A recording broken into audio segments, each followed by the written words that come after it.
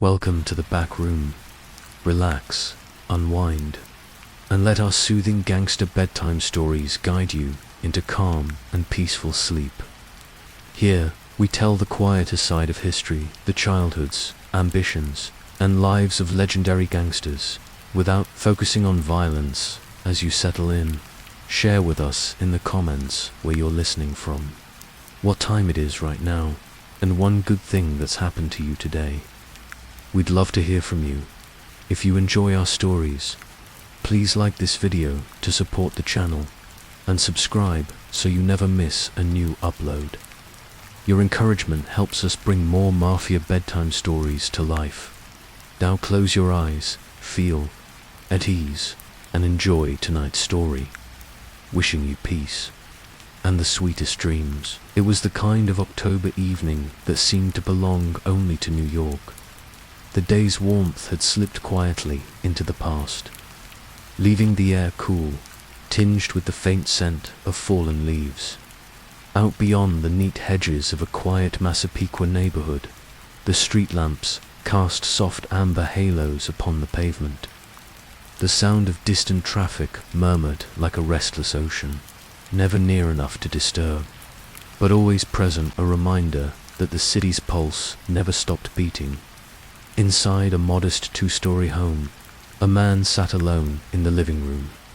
His frame was slight, almost frail now, the inevitable surrender to age. But there was nothing diminished in the way he carried himself. His back was straight against the worn fabric of an armchair. His hands, resting lightly on the chair's arms, were still, deliberate. The kind of stillness that belonged to someone who had never needed to hurry.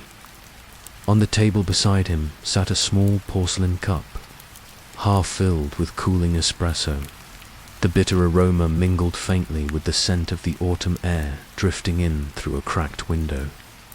Somewhere in the background, the clock ticked with quiet regularity. Each measured beat seemed to settle deeper into the silence, as if the house itself was aware that it was in the presence of a man who did not waste words or movements. His name was Carlo Gambino. To the world beyond these walls, it was a name wrapped in myth, in whispers, in the kind of reputation that could move men to act without a command ever being spoken. To law enforcement, it was a target they had pursued for decades, without ever truly cornering. To those who knew him, truly knew him, he was simply Don Carlo. A man who understood that the most lasting power was often exercised in the quietest ways. He was 74 years old that autumn, his health failing, though his mind remained sharp. Outside, life in New York moved at its usual frantic pace. Inside, Gambino's world moved at the speed he chose. The television was off, the telephone silent. He had never been a man for noise. His power had been built in the shadows, cultivated with patience, discipline, and an understanding of human nature that bordered on the uncanny. They called him the Quiet Don. It was a name that both revealed and concealed. To the uninitiated, it suggested humility, perhaps even gentleness. To those within the circles he commanded, it was a warning. Quiet was not the same as weak. Quiet could be the sound before a storm, the stillness of deep water, the weight of a presence that did not need to announce itself. He had lived his life avoiding the theatrical displays that so often brought down other men in his line of work. No expensive cars to draw attention, no extravagant public scenes, no reckless words for reporters to twist. He knew that in the business he was in, visibility was a liability. Those who sought the limelight often found themselves standing in front of courtroom judges, or staring down the barrel of a gun. But Carlo Gambino had endured, through wars between rival families, through shifting alliances, through decades of police investigations and wiretaps and betrayals. He had navigated the treacherous currents of organized crime with the same steady hand he used to. lift that porcelain cup to his lips. Never hurried, never rattled, always watching, always calculating. Tonight, there was no meeting to attend, no urgent matter to resolve. There was simply the passing of time, measured in sips of coffee and the steady ticking of the clock. Yet even in this stillness, there was a sense of gravity in the room, as though the walls themselves remembered the countless decisions, the whispered agreements, the unspoken orders that had once been made within them. The neighborhood outside his door was far removed from the city streets where his story had begun. Massapequa was a place of trimmed lawns, of quiet evenings, of families who knew one another by name. It was not the Lower East Side of his youth, nor the Brooklyn streets where he had first learned the rules of the life he would come to master. But it was here, in this quiet retreat, that Carlo Gambino had chosen to spend his final years. And yet, even now, he was not forgotten. There were those who still looked to him for guidance, even if only through intermediaries. There were debts owed, favors remembered, loyalties that stretched back decades. His was not a power that could be switched off like a light. It lingered in the minds of those who had seen what happened to men who crossed him, or who had watched fortunes rise for those who served him well. As he sat in that dimly lit room, the weight of the years pressed gently but unmistakably upon him. He had built an empire not with brute force, but with strategy, patience, and the careful selection of allies. He had outlasted enemies who had once seemed invincible. He had shaped the course of America's most powerful crime family without ever being the loudest voice in the room. The clock ticked on. Somewhere beyond the hedges, a car passed slowly down the street, its headlights sweeping briefly across the curtains. The sound faded, and the stillness returned. For most men, such a quiet life in their final years might have been a retreat, a surrender to the inevitable. For Carlo Gambino, it was simply the continuation of a lifelong philosophy: speak softly, move carefully, and let others reveal themselves in their noise. No reporters lingered outside. No photographers waited in the dark for a glimpse of him. His life had been a study in how to avoid such attention, and in that, as in so many things, he had succeeded. To most of the country, the underworld was defined by names that filled newspaper headlines. But Gambino had always preferred to remain a shadow on the wall, present, influential, but never in the spotlight. This October night was like many before it, and yet it carried with it a subtle shift. There was a sense, perhaps only felt by the man himself, that time was running short. His health had been failing for months. The steps from the kitchen to the armchair seemed longer now. The once uncheckable rhythm of his days carried a faint tremor of fragility, and still he remained composed. If there was fear, it was buried deep, invisible beneath the calm surface he had perfected over a lifetime. He had faced dangers far greater than the slow approach of death. In the underworld, survival depended not on denying fear, but on mastering it. The night deepened. The espresso cooled. The clock kept time. Somewhere in the distance, the city that had made him continued to breathe, restless and unending. And here, in the stillness of Massapequa, the quiet Don sat in the shadows, a man whose life had been defined by the spaces between words, by the choices made in silence. This was not the beginning of Carlo Gambino's story, nor its end. But it was the place where we begin, with a man who built an empire in whispers, and whose greatest weapon was the very thing that kept him alive for so long: the art of staying unseen.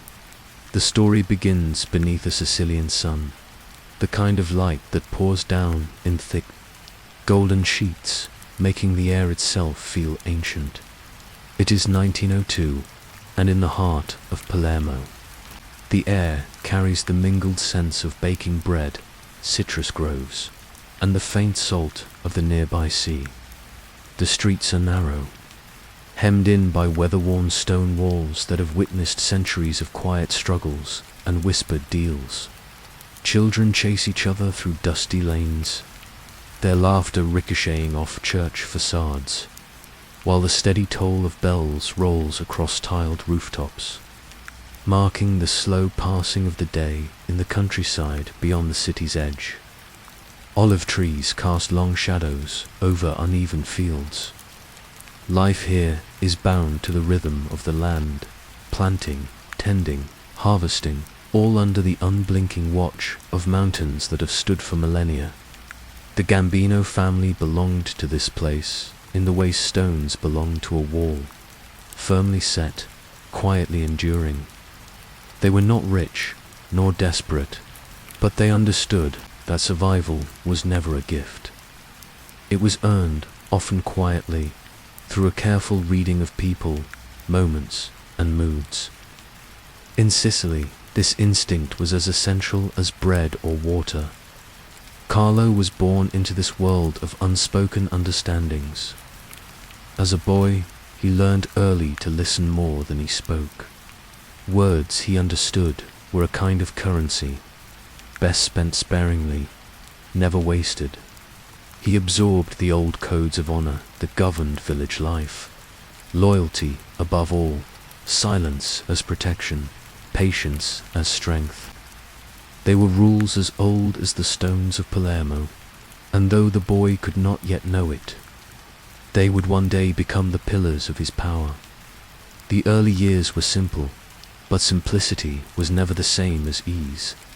Families here lived with the knowledge that power often rested in the shadows, in hands unseen.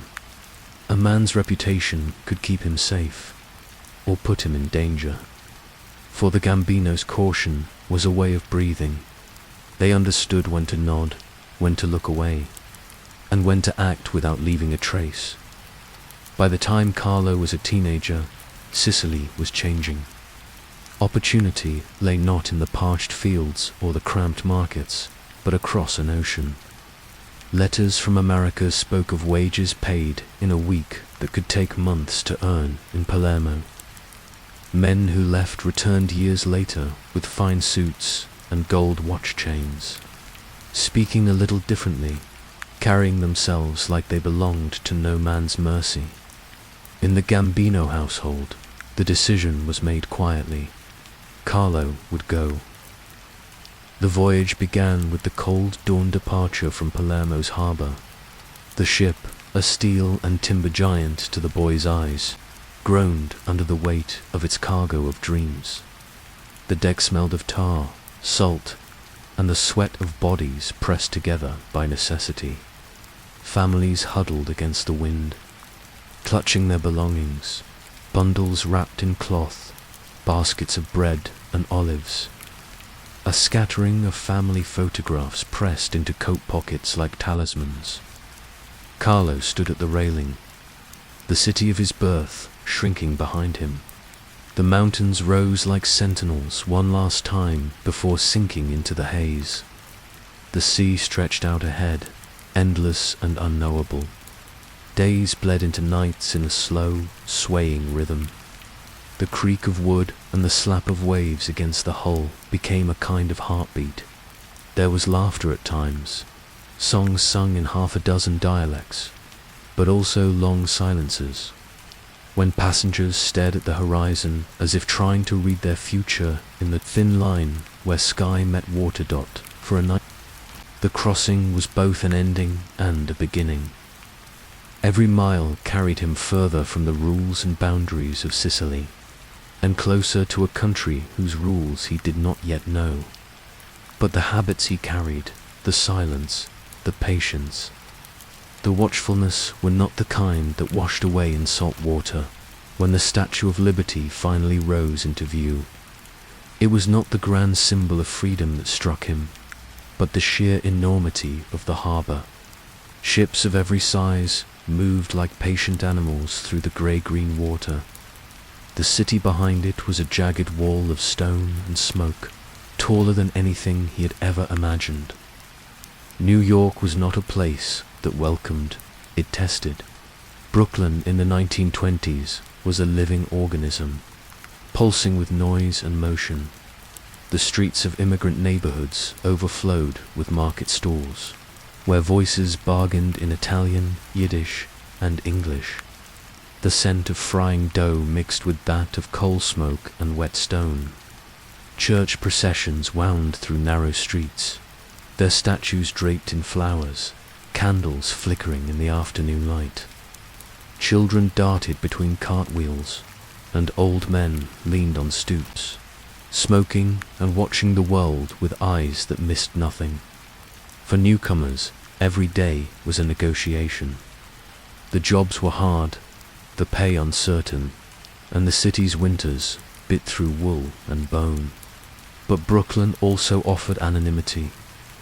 In Sicily, a man was always known by name, by family, by history. Here, a man could decide how much of himself to reveal. The young Carlo Gambino understood the value of that. He learned quickly. To survive in this new world was to read its language, not just the words, but the rhythms, the hesitations, the looks exchanged in passing. He saw how men with strong backs became laborers, but men with strong instincts became something else. Opportunity often came not in the open, but behind closed doors, in quiet agreements made over coffee or in the back of a shop. In such places, the rules he had carried from Sicily still applied. Brooklyn gave him room to watch, to listen, and to understand that America's power, like Sicily's, had its own shadows. There were neighborhoods where the police rarely came, where disputes were settled in whispers rather than courts. The faces were different, the streets broader, but the undercurrent felt familiar in the years to come. Carlo would move deeper into this undercurrent, letting it shape him as surely as a Sicilian sun had once done. But in those first years, he was still the young man from Palermo, learning, adapting, and carrying with him the quiet certainty that survival was not about making oneself seen, but about knowing when to disappear into the crowd. From the narrow streets of his childhood to the teeming avenues of Brooklyn, one thread remained unbroken: the instinct to navigate by what was unseen, unsaid, and unknown. In that, America was not a strange land at all. It was simply a larger stage for the same eternal play. They say that in the underworld, patience is worth more than power. And in the New York of the late 1920s, patience was a currency Carlo Gambino had in abundance. When he arrived from Palermo, still a teenager, the streets were not kind to men who moved too quickly. They swallowed the brash, the greedy, and the careless. Carlo was none of these things. He kept his head low. He listened more than he spoke. And slowly, quietly, he began to notice the subtle gravity of men who truly mattered. At first, Gambino was not in the spotlight. He was in the periphery. The quiet young man in the corner of a smoky back room, taking orders, carrying messages, watching deals being made. He was not there to make his mark. He was there to learn. His earliest guidance came from relatives who were already embedded in the Sicilian networks that stretched across Brooklyn. The Castellamarese clans were tight-knit, bound by family, history, and a quiet mistrust of outsiders. Carlo belonged to them by blood, but still, he had to earn his place by conduct. It was in these early years that he mastered the art of disappearing in plain sight. When tensions rose, he slipped away before trouble arrived. When tempers flared, he remained the calmest man in the room. It was not cowardice. It was calculation, men took notice. Salvatore Joe names that would soon become part of Mafia legend. Names that Carlo would one day stand alongside. They saw in him a rare quality, an understanding that real power was not in being feared loudly, but in being respected quietly. The streets of Brooklyn were a theater of shifting loyalties in those years. The Castellammares War, a brutal conflict between rival mafia factions, was beginning to smolder. Gunfire echoed through tenement-lined streets at night. Restaurants became war rooms. One wrong word, one careless move could seal your fate. And yet, Gambino moved through it all like a shadow that no one could quite catch. He chose his associations with precision. He learned when to stand close, and when to step back into the dark. He began running small but vital errands, carrying messages between men who could not be seen together, escorting trusted couriers through dangerous territory, transporting money and goods in ways that left no trail. He wasn't flashy about it. In fact, most people outside the inner circle didn't even know his name. And that was exactly how he wanted it. The apprenticeship wasn't glamorous. It was hours of waiting. Long nights in back alleys, watching shadows move under dim streetlights. Silent meals where every conversation was half finished and coded. But this was where Gambino thrived. He absorbed not only the operations, but the philosophy. He watched how disputes were handled without bloodshed when possible. He saw that a favor owed was often worth more than a threat delivered. He learned that sometimes the strongest move was to appear as though you had made no move at all. By the time most men his age were chasing quick fortunes or reckless glory, Carlo Gambino had already chosen his path, slow, deliberate, and almost invisible. When the Castellammares War reached its height in the early 1930s, Gambino was still a junior player. But even then, he understood that this was history unfolding, that the winners would write the rules of the new order, and he intended to be among them. The war was bloody. Friends disappeared overnight. Bodies were found in cars, alleys, and docks. And yet, Gambino's name never appeared in a police report. He managed to navigate the chaos without ever becoming a target. This was not luck. It was the careful building of a reputation. Not as a killer, not as a gambler, but as a man who could be trusted with delicate work by the war's end. The underworld of New York was about to change forever. A young and ambitious Charles Lucky Luciano had emerged as a central figure, advocating for a more organized, business-like mafia structure. Luciano saw in Gambino the same qualities that others had: discretion, loyalty, and patience. Carlo did not seek Luciano's attention, but in the underworld, word travels, and quiet competence has a way of being heard even through the loudest chaos. It was Luciano's restructuring of the Mafia into the commission system that set the stage for Gambino's rise. Though he remained in the shadows, Carlo's apprenticeship had prepared him for this new era, one where influence was built, behind closed doors rather than on the street corners. In the years that followed, Gambino continued to work under powerful mentors, never challenging them, never overstepping. But all the while, he was learning the deeper game, the long game. Looking back, it's easy to see how these years formed him.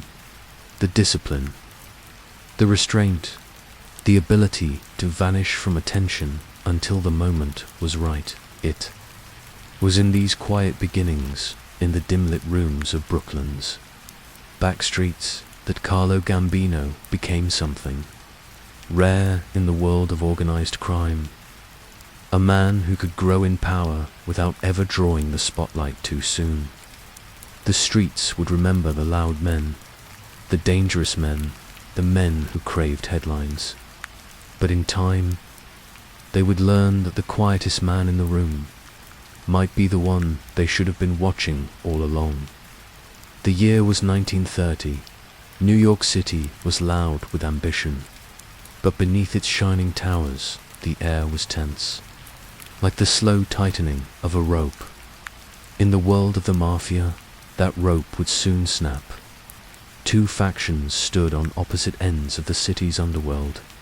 On one side, Giuseppe, Joe the boss, Monsieur, the old guard, the traditionalist, the man who clung to an era where loyalty was paid for in blood. On the other, Salvatore Maranzano, a newcomer from Castellamare del Golfo, Sicily, bringing a fresh wave of men loyal not to New York's history, but to him alone. The streets called it the Castellamarese War. To outsiders, it was just another mob dispute. To those inside, it was a quiet apocalypse, a conflict that would decide the shape of the American Mafia for decades to come. Carlo Gambino was not a general in this. War Tea was not a man seen in backroom negotiations or whispered about in newspaper clippings. He was almost invisible, and that was exactly how he wanted it. While others chose sides loudly, Carlo chose his in silence. He moved carefully, feeling the shifting loyalties the way a sailor reads the wind in these moments. A single wrong association could mean the end. Messiria ruled with a sense of entitlement, as if his position was a birthright. He demanded tribute from all, trusted few, and dismissed those he could not control. Maranzano, by contrast, offered something different, a promise of structure, of order, of an organization that would run not on sheer intimidation, but on the efficiency of a business. Carlo had come from a world where survival depended on attaching yourself to the winning side, but doing so without drawing attention. So, while the streets bled, he kept to the shadows, handling quiet errands, making quiet alliances, speaking only when it served him. The war was not fought in grand gestures, but in slow attrition. Gunmen on street corners, men who went out for coffee and never returned, deals struck in the back rooms of restaurants, where the pasta steam carried whispers. Into the night, Carlo watched, listened, calculated. He saw the cracks forming in Messeria's empired associates, muttering under their breath, loyalty, fraying at the edges, and in those cracks, he saw opportunity when the time came. It was not a bloody public showdown that decided the war. It was a quiet betrayal. In April of 1931, Joe Messeria was lured to a Coney Island restaurant under the pretense of business. There, in the gentle light of an afternoon, surrounded by plates of half-eaten food, he was shot. Carlo was not in the room. He didn't need to be. He knew the value of letting others take the risks, while he positioned himself for the rewards. With Messeria gone, Maranzano stood alone at the top, and almost immediately, he began reshaping the Mafia into something the city had never seen before. No more loose, chaotic alliances, no more disputes settled purely by violence. Instead, structure, hierarchy, discipline. He divided New York into 5 families, each with its own boss, underboss, and captains. He crowned himself Capo di Tutti, Capi, the boss of all bosses. Carlo Gambino, still in the lower ranks, was assigned under Vincent Mangano in what would eventually be called the Gambino family. It was not yet his family in name, but fate had just drawn the first lines toward that Outcome, Maranzano's reforms brought a kind of uneasy peace to the streets, but peace in the Mafia was never pure. It was a pause between storms. Carlo understood that. Maranzano's leadership, though visionary, carried risks. Absolute power breeds absolute enemies. Already, whispers of dissatisfaction moved through the ranks, especially among the younger mobsters. Men like Lucky Luciano, who had ambitions of their own. Carlo kept his thoughts to himself. He had no need to voice opinions. His strength lay in adaptability, the ability to thrive no matter who sat in the boss's chair. The Castellamore War had taught him something vital in times of upheaval. Those who shouted the loudest were often the first to fall. Those who stayed quiet endured as the dust settled. The streets of New York felt different. Not safer, never safer, but more organized. The Mafia had transformed from a patchwork of gangs into a corporate-style empire, an empire with its own rules, its own code, and its own system for deciding who rose and who fell. For Carlo, the war was less about battles won and more about positioning gained. He had survived without ever standing in the open, without ever risking his place in a room where bullets might fly. Now, he began to expand his network. Small moves, quiet deals, favors exchanged without ceremony, the kind of groundwork that would, in time, place him in the path of power. The Castellamore's war was over, but for Carlo Gambino, it was only the beginning. From here on, every decision, every quiet step, would be part of a longer game, one he had no intention of losing. History remembers the war for its bloodshed. Carlo remembered it for its lesson that power is not seized in the noise. It is gathered in the silence. The war was over, not the kind fought with armies, but the silent war that had reshaped New York's underworld. The Castellamore's conflict had left scars across the city, scars that most people never saw, because they were hidden behind polite greetings and polite lies. But Carlo Gambino saw them, and more importantly, he understood what they meant. The chaos had ended, and in the space where chaos once lived, opportunity was waiting. The 1940s arrived quietly. The newspapers were filled with headlines about a different war now, a war fought across oceans. World War II took the front page, and for a man like Gambino, this was the perfect kind of distraction. While the rest of the world's attention was turned elsewhere, he began building something that required no fanfare, no noise, no headlines. His path upward was not sudden. It was measured, deliberate. Every move was calculated, like a chess player who already knew how the final board would look. Carlo had no interest in becoming a street corner legend, no interest in men shouting his name. He didn't want to be feared for the sound of his gun, but respected for the sound of his silence. And so, step by step, he rose through the Gambino family structure, though back then it still carried another name. His operations began with trucking, simple on the surface, moving goods from one place to another. But in New York, simple was never truly simple. Trucking meant controlling who could move freight, which docks could be used, which warehouses would see deliveries, and which would not. And in a city built on the constant motion of goods, control over that motion meant power. Carlos' genius was subtlety. The men who worked for him understood there was no need for shouting, no need for open threats. A man who crossed the wrong line might simply find his deliveries delayed, or lost entirely. By the time the problem was resolved, he knew better than to repeat his mistake. The money began to flow, not in rivers, but in steady streams, streams that never dried up. From trucking, Gambino moved into shipping. The docks of Brooklyn and Manhattan were already crawling with eyes, both friendly and unfriendly, but Carlo knew how to navigate.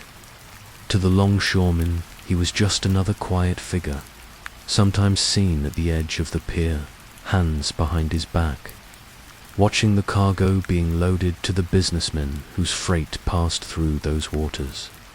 He was a man who could make sure things went smoothly, and to the law he was invisible, no direct involvement, no fingerprints, just whispers. By the early 1950s, his influence stretched across multiple fronts. Construction joined his portfolio. It made sense in a city that was always growing upward. There was always work to be done. Through union connections, he ensured that certain companies got the contracts, and those companies, in return, ensured that Gambino got his share. But here was the difference between him and the other bosses of the time. Carlo didn't need to take everything. He understood that greed, too visible, was dangerous. He took enough to grow, but never so much that people started talking. Those who knew him spoke in hushed tones. They called him the Gentle Don before the name ever made the papers. He could be warm in conversation, offering a handshake, even a smile. But behind those ice wars, a ledger, always calculating, always keeping track. If a man did him a favor, Carlo remembered. If a man crossed him, Carlo remembered that too, and in both cases, payment would come in time. Law enforcement noticed him, of course, but they could never quite catch him. They saw the results, his steady climb, the money flowing into businesses that were impossible to trace back to him, but there was never enough to bring him in. Part of it was discipline. Carlo didn't drink too much, didn't talk too much, didn't put himself in situations where anger could make him careless, and part of it was the way he structured his empire. Layer upon layer of distance between himself, anything that could be considered a crime. By the time a problem reached him, it had already been handled. By the time money reached him, it had already passed through clean hands. It wasn't just business he guarded, it was his personal life. Few outside his closest circle knew much about how he lived. At home, he was a family man, quiet, reserved, more comfortable at the dinner table than in the glare of a nightclub's neon light. His neighbors saw him as polite, soft-spoken. If they knew anything about his real work, they didn't say it in that kind of neighborhood. Not saying things was a way of life. By the mid-50s, his empire looked nothing like the noisy operations of other families. There were no headlines about violent takeovers, no flashy displays of wealth. Instead, there was an almost invisible efficiency. The warehouses hummed with machinery. Trucks came and went at precise hours. Envelope after envelope found its way into the right hands, and Carlo Gambino stood at the center of it all, not as a king on a throne, but as a quiet figure in the shadows, the kind of man you might overlook until you realize it owned the ground you were standing on. Those years built the foundation for everything that would come later, and they built it in a way that could not be easily torn down, because Gambino understood something that so many men in this world forgot. A loud empire draws enemies. A quiet empire lasts. He invested in relationships as carefully as he invested in business. Judges, politicians, union leaders, men whose influence could protect him when needed, men who owed him favors they would never speak of. It was less about controlling them outright, and more about ensuring that their interests and his moved in the same direction. The more aligned they were, the safer he became. Even his rivals found it hard to hate him. Openly, he didn't humiliate them in public. He didn't undercut them so they had no choice but to retaliate. He took what he needed and left enough on the table for others to survive. That, too, was strategy in the underworld, as in life. Sometimes the best way to win a fight is to make sure it never happens. By the end of the 1950s, the Gambino family, which was not yet officially called that, was positioned for dominance, and at the heart of it always a man most of the city still didn't know. No magazine covers, no brash public sightings, just a steady, invisible rise, built brick by invisible brick, until the day would come when his quiet empire would no longer be able to hide in the shadows.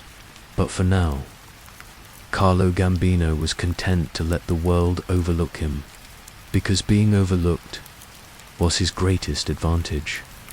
1957, upstate New York. The trees were bare, the November wind sharp, and the small town of Appalachian had no reason to be in the headlines. Not until dozens of black sedans began to roll into its quiet streets, one after another.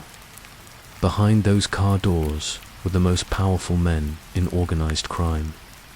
Bosses, underbosses, and advisors from across the United States.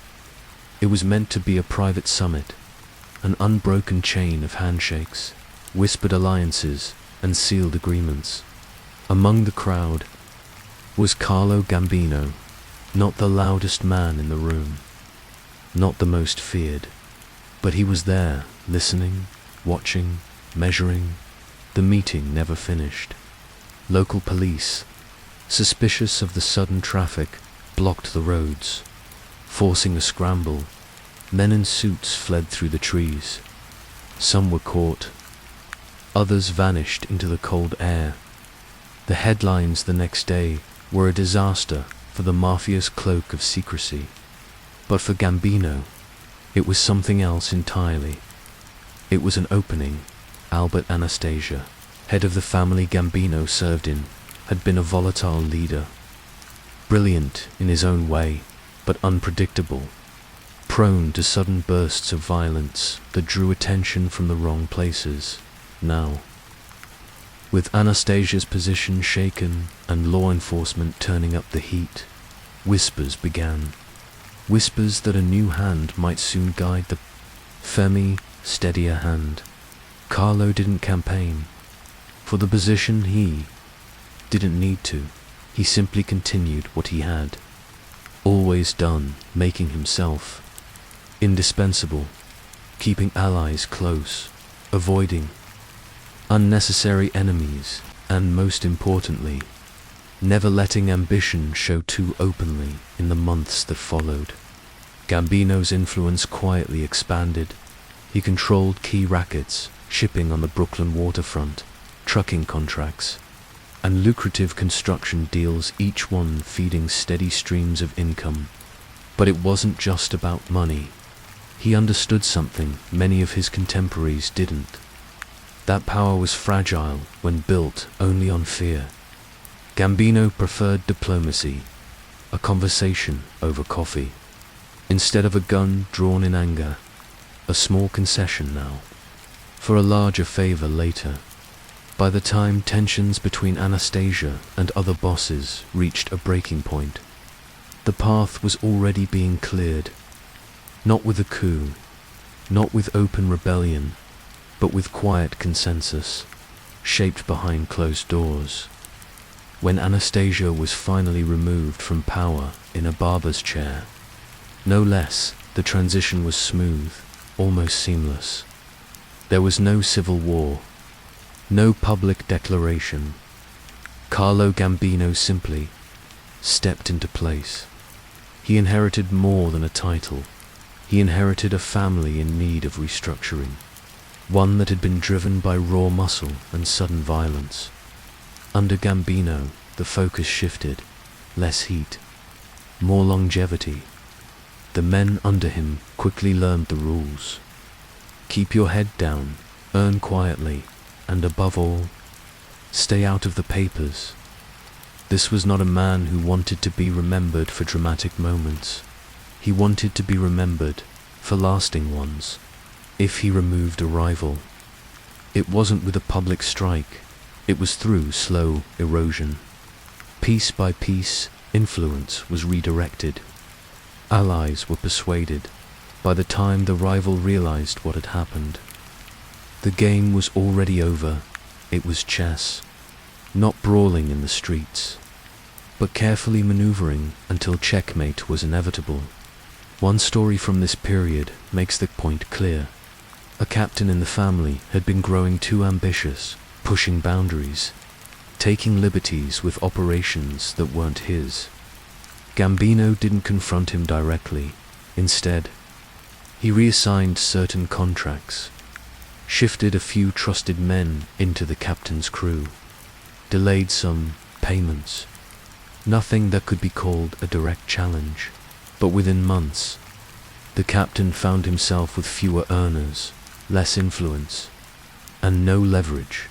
When the time came to replace him, there was no resistance. It was already done by the end of the decade. Gambino had reshaped the family. It was no longer the stormy, unpredictable outfit it had been under Anastasia now. It was a model of efficiency, a corporate-style organization that ran as smoothly as the legitimate businesses it hid behind. On paper, Gambino was a modest man, a businessman, someone who avoided nightclubs and public attention. In reality, he was now one of the most powerful men in the American underworld. The Appalachian meeting had been a disaster for many. For Gambino, it had been a turning point, not because of what happened that day, but because of what followed, while others were scrambling to repair their reputations. Gambino was quietly building his, not the kind of reputation that made headlines, the kind that made history. The chessboard was set, and Carlo Gambino had just claimed the king's seat. The 1960s arrived quietly, and so did the reign of Carlo Gambino. By now, his empire was vast, an invisible network stretching from the crowded streets of Brooklyn to the far-off coasts of Europe. Unions moved at his whisper. Docks and shipping lanes operated with his silent approval. Casinos shimmered under the desert sun, sending him a steady flow of tribute without his name appearing anywhere on paper. This was the mountaintop, and Gambino stood perfectly still. He didn't crave the spotlight. He didn't need the newspapers to write about him. In fact, the less his name appeared, the safer he was. Power in his hands was not loud. It was not reckless. It was the quiet pressure that kept an entire world in place, without ever having to push. His headquarters, if you could call it that, wasn't a glittering office or a lavish estate. More often, it was a modest social club, its windows covered by blinds that were always half closed. Inside, the hum of conversation was low, and the air smelled faintly of espresso and cigar smoke. Men came and went, each with their own small role to play. Trucking companies, construction firms, garment factories, all legitimate on paper, yet each contributing in its own way to the machine Gambino had built. And at the center, he rarely raised his voice. By now, the Gambino family was the largest in America. But it wasn't just about numbers. It was about control. Dock workers' unions meant a say in what entered and left the New York harbor. Trucking routes meant the ability to move goods or people without interference. Nightclubs and restaurants served as places to talk business under the cover of clinking glasses. He knew the value of patience. Where others saw an opportunity to grab quickly, Gambino saw the value in waiting, letting situations mature until the outcome was certain. Associates joked quietly that you never really knew when Gambino made a decision. You just realized, one day, that things had changed, and no one remembered exactly how. The FBI, of course, knew his name. They had known it for years. By the mid-60s, his file was thick, filled with surveillance reports, photographs and transcripts from wiretaps. But none of it was enough. Every meeting was just out of reach. Every conversation was too vague. Gambino spoke in a language of implication, never confession. Agents would sit in cars outside his club for hours, watching him drink coffee, greet visitors, then disappear into the back room. When he left, it was with the same unhurried pace as when he arrived. Never flustered, never glancing over his shoulder. They had him in their sights, but never in their hands. It was in these years that his connections extended far beyond the American underworld. Through Sicilian contacts, Gambino secured channels for smuggling narcotics, though he remained insulated by layers of intermediaries. If something went wrong, the chain would break long before it reached him. He also knew the value of legitimate partners, businessmen, whose public images were spotless, but whose profits were intertwined with his operations. These alliances blurred the line between the criminal and the corporate, until it was almost impossible to tell them apart. But even in this calm, there were ripples. Law enforcement's focus on organized crime was growing sharper. The FBI's surveillance tactics became more sophisticated. Wiretaps reached deeper into the network. Agents began tracking not just the men at the top, but the foot soldiers, the drivers, the bartenders who might overhear something. Gambino responded, the only way he knew how, by becoming even more invisible. Meetings were smaller, conversations are shorter. He relied more heavily on trusted messengers, men who had been by his side for decades and knew the weight of silence. And yet, for all his caution, the world outside was changing. The counterculture of the late 60s was rewriting America's social fabric. The Vietnam War, protests, and political scandals consumed headlines. In this turbulence, organized crime still thrived, but the old rules began to bend. Younger members of the mob were impatient. They wanted quick money, bigger risks, and louder reputations to them. Gambino was a relic, respected, but perhaps too cautious. He, in turn, saw them as dangerous, not because they weren't capable, but because they didn't understand the value of not being seen. Still, he held the reins. The late 60s were his high point. Gambino had survived decades without the prison sentences that had crippled other bosses. He had outlasted rivals, sidestepped assassins, and built a family that generated millions each year. At social events, he was polite but reserved. He could sit at a table for hours, speaking little, yet leaving everyone with the sense they had been heard. To him, listening was more powerful than talking. The 1970s began with the same quiet dominance. By now, his health was beginning to show small signs of strain. Nothing dramatic, but enough that those close to him noticed. He had always been a man of routine. Early mornings, measured meals, careful schedules. That discipline kept him sharp, even as others his age began to slow. But shadows were lengthening. The federal government was ramping up its war on organized crime. Task forces were forming, laws were changing, and the FBI had begun using informants in ways that would have been unthinkable a decade earlier. For the first time, the idea of cracks in the old structure seemed possible. Yet Gambino's genius lay in his ability to make stillness a shield.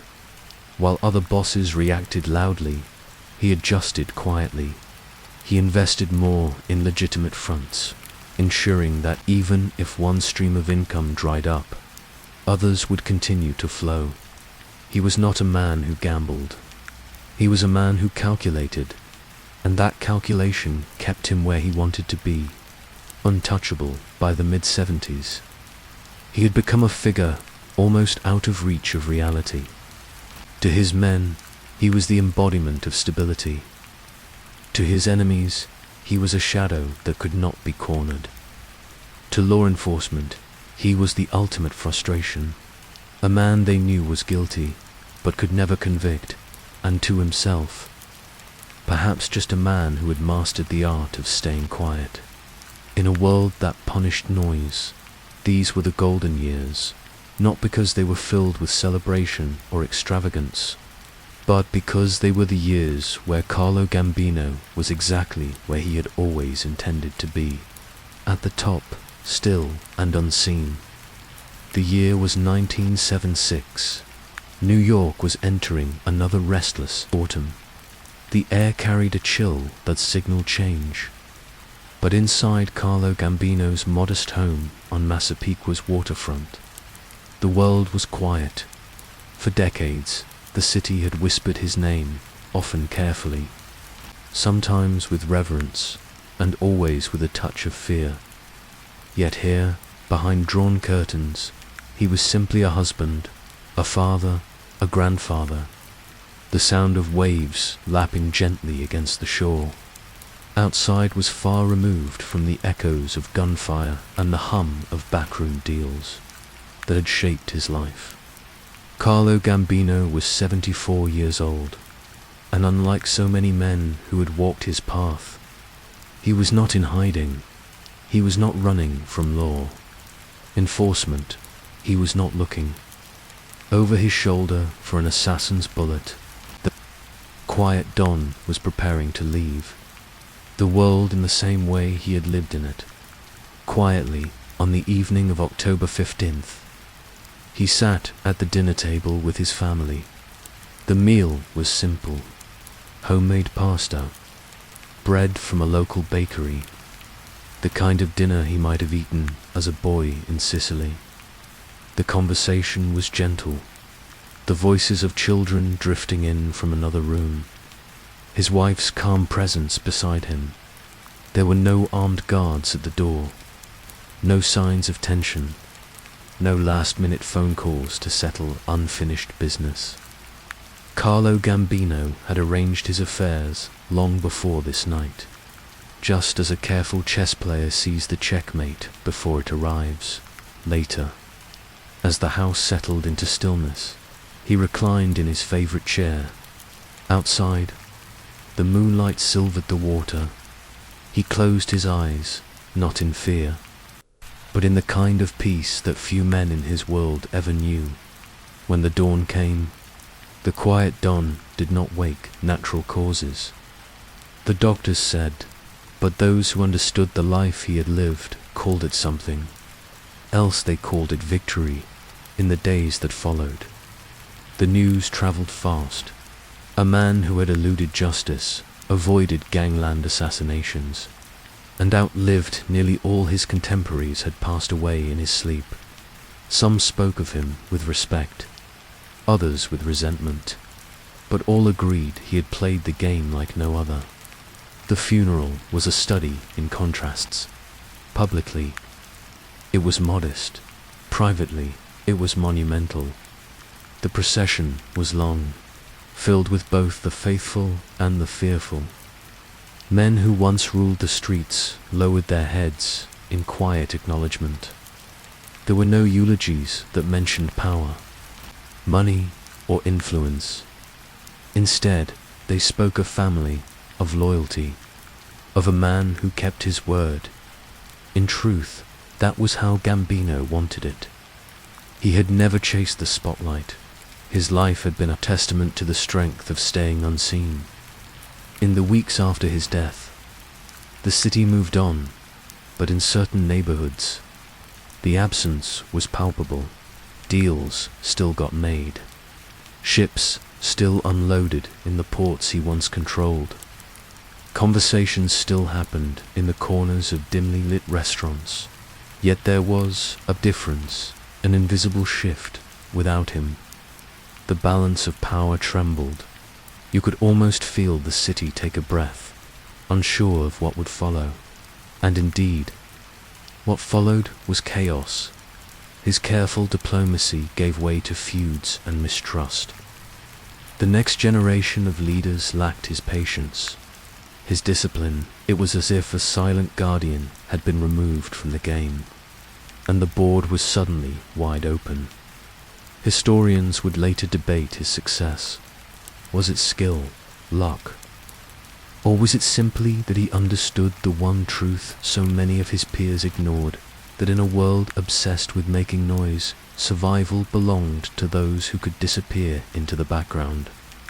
Carlo Gambino never sought to be the loudest voice in the room. He chose instead to be the quiet thought that stayed in a man's mind long after the conversation ended. His influence lingered, like smoke in the air, hard to see, but impossible to ignore. Even law enforcement admitted it, albeit grudgingly. They could never quite catch him in the act. Every move he made was buffered by layers of distance. He didn't bark orders. He hinted at directions. He didn't threaten. He suggested outcomes. And somehow, without ever touching the pieces directly, the board shifted exactly as he intended. On the streets of New York, his name became a kind of legend to some. It was a warning. Keep your head down, stay in line, to others. It was an example. Power can be quiet, and quiet can be power. Children who had never met him grew up hearing the stories told in hushed voices over card games in back rooms, stories that blurred the line between fact and myth. They said he could sit in a cafe and make 3 decisions. That changed the fate of an entire borough, all while sipping espresso and never raising his voice. They said he knew everyone worth knowing, and if he didn't know you, you weren't worth knowing. They said that the reason he died in his own home, in his own bed, was because he understood the oldest rule in the book. The blade you never see is the one that never finds you in the end. His legacy was not built on headlines. It was built in the absence of them. No dramatic shootouts, no public trials, no last desperate escapes from justice. Just a man who rose from the streets of Sicily to the highest seat in America's underworld, and then quietly walked away when his time was done. For the men who came after him, that path was almost impossible to follow. They wanted too much, too fast. They mistook fear for respect, and they paid the price in blood. Even now, decades later, his name surfaces from time to time in books, in documentaries, in whispered conversations in old neighborhoods where the storefronts have changed but the memories haven't. Carlo Gambino, the quiet Dan, the man who proved that sometimes the most powerful move is to make no move at all. And so, as night falls over the city he once ruled without ever seeming to rule it, you can imagine him still, seated in that same chair, by the water, the tide rising and falling, the lights of New York shimmering in the distance, a man at peace, even in the heart of a restless city.